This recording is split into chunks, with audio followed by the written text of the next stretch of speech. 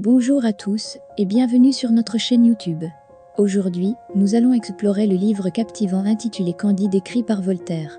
Dans cette critique littéraire, nous plongerons dans les aventures mouvementées de Candide et découvrirons comment Voltaire utilise la satire pour illustrer l'optimisme perverti. Restez avec nous pour en savoir plus sur ce chef-d'œuvre satirique. Candide de Voltaire est un livre intéressant qui raconte l'histoire d'un homme qui croit que tout ce qui arrive est pour le bien de l'humanité, même s'il est confronté à d'incroyables souffrances.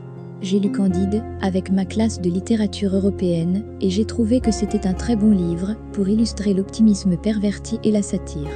Voltaire utilise la satire de manière efficace pour dépeindre les horreurs du monde de son époque.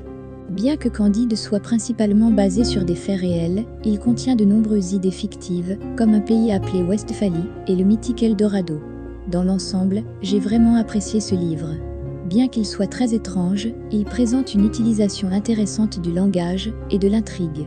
Voltaire aurait écrit sa célèbre satire Candide en seulement 3 jours, et je le crois volontiers.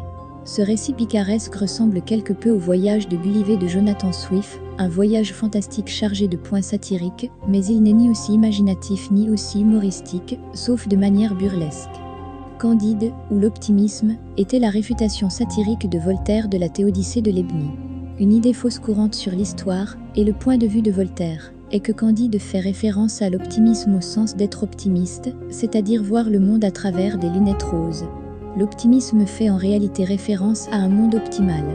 La théorie de Lebnie était que, compte tenu de l'existence d'une divinité bienveillante et toute-puissante, ce monde devait nécessairement être le meilleur, ou le plus optimal, de tous les mondes possibles.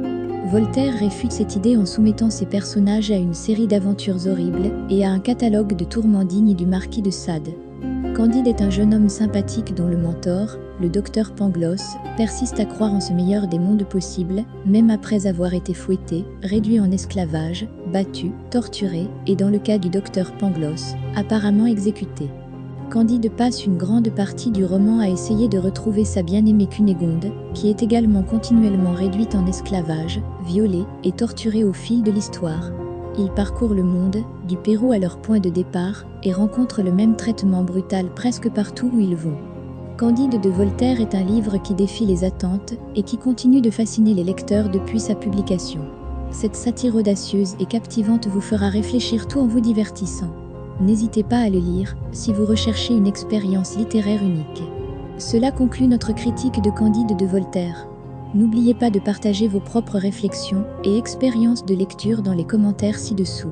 Merci d'avoir regardé et à bientôt pour une nouvelle critique littéraire. Au revoir.